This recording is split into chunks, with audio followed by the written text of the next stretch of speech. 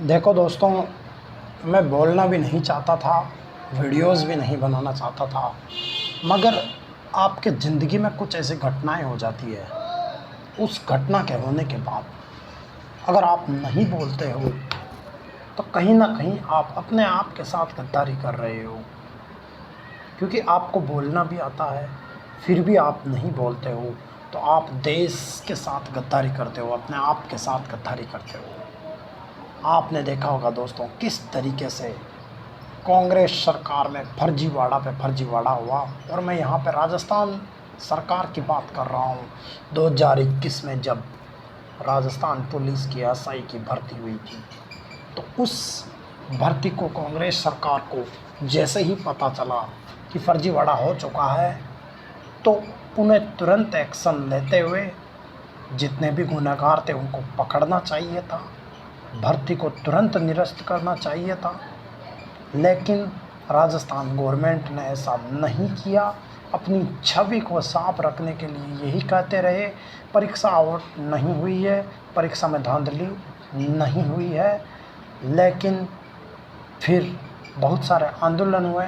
आंदोलनों के अंदर राजस्थान के बड़े बड़े नेताओं ने भाग लिया, जैसे कि डॉक्टर किरोड़ी लाल मीणा, जिन्होंने सबसे पहले इस एसआई की भर्ती वाले आंदोलन को आगे बढ़ाया और ये कहा कि हमारी सरकार आते ही हम इस भर्ती को आउट कैंसिल करवा देंगे। लेकिन उनकी सरकार आने के बाद भी कहीं ना कहीं डॉक्टर साहब की भी बात नहीं मानी गई। और जिस मुद्दे को लेकर कांग्रेस सरकार हारी थी, जिस मुद्दे को लेकर बीजेपी सरकार सत्ता में आई थी, उन सब चीज़ों को नज़रअंदाज करते हुए लगभग 2 साल तक बीजेपी यही कहती रही इस भर्ती में मुजरिमों को पकड़ा जाएगा, और उन्होंने पकड़ा भी सही, मगर भर्ती को कैंसिल नहीं किया। और अंत में एक और नेता आए, उनका नाम था हनुमान बेनीवाल, और लगातार उन्होंने धरने पे धरने किए। लगातार उन्होंने अपने कार्यकर्ताओं को मंच शहीद स्मारक जयपुर में बिठाए रखा। और अंत में आज यानी कि 28 अगस्त को माननीय सुप्रीम कोर्ट का फैसला आता है, और फैसले में ये कहा जाता है इतनी ज़्यादा धांधलियाँ हो चुकी है, इतने ज़्यादा सबूत मिल चुके हैं, अब इस भर्ती में बचाई क्या है, इसीलिए इस भर्ती को रद्द किया जाता है। और सुप्रीम कोर्ट ने एक ऐतिहासिक फैसला देते हुए इस भर्ती को रद्द कर दिया है।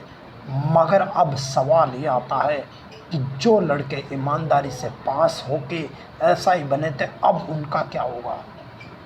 कहीं ना कहीं उनके साथ तो गद्दारी हो गई ना, क्योंकि अब दोबारा हो सकता है वो उस लेवल की पढ़ाई ना कर पाएँ जिस लेवल की पढ़ाई उन्होंने उस टाइम की थी।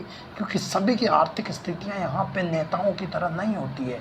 एक बार चुनाव लड़ लिया तो दोबारा फिर लड़ लेंगे, एक बार चुनाव हार गए तो दोबारा फिर जीत लेंगे। आम जिंदगी में ऐसा नहीं होता है। हर एक स्टूडेंट अमीर बाप की औलाद नहीं होता है। गरीब से गरीब लड़का भी कब तक पढ़ता रहेगा, कब तक इस प्रकार से राजस्थान में और भारत के कोने कोने में पेपर आउट होते रहेंगे, कब तक गरीबों के साथ अन्याय होता रहेगा, कब तक इस तरीके से पढ़ने वालों को न्याय नहीं मिलेगा। 4 साल बाद अगर इस भर्ती पे फैसला आया है तो कहीं ना कहीं ये अच्छा फैसला ज़रूर है, लेकिन सरकार और साथ ही साथ न्यायालय, उच्च न्यायालय, सुप्रीम कोर्ट को भी ये सोचना चाहिए कि जब भी इस तरीके का मामला होता है तो सरकारों को सीधा निर्देश दिया जाए कि इस पर तुरंत कार्रवाई की जाए।